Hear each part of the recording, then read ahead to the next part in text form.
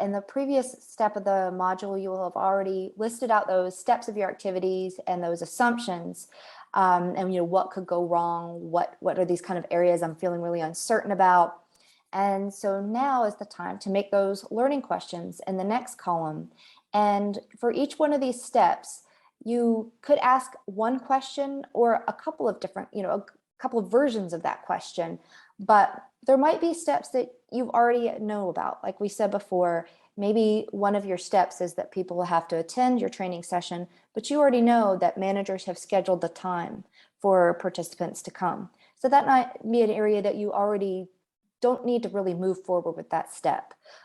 These learning questions are really for areas that we do feel like we need that extra step of knowledge. We need more information. So the kind of first step in even prioritizing is understanding that not every single box in your steps and needs to be developed into a learning question. These are areas that we need to probe to learn more. But what we really want to do is, as we're developing these learning questions, thinking about what are we not certain about? How could we ask a question based on what these assumption challenges are that gets us to a place where we can collect evidence and answer it? What might be going wrong? Are people able to attend the program? What barriers are there to why people aren't attending the program? What transportation barriers? You can be as specific as you want, but it's related to those areas of uncertainty that you have. And it's just creating questions in that first column that can be answered by gathering evidence. And so then that next step, for the questions that you do have that you feel need to be moved forward, that you still have those uncertainties about, obviously, since we're trying to do this within the course of a program, we're not going to be able to answer every single question that you have.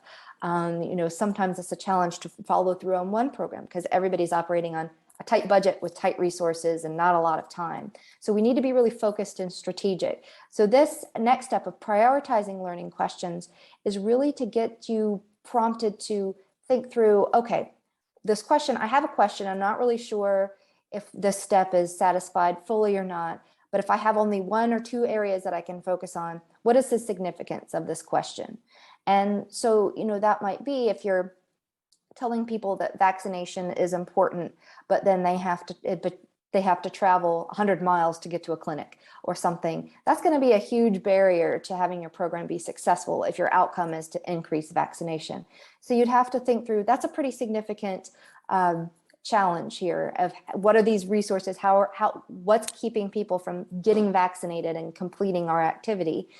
So you might rate that as a high significance type of importance. Or maybe you have a brochure and you have two different types of pictures that you could put on the brochure. One has a picture of a vaccine going into an arm, and the other just shows someone smiling next to a vaccine.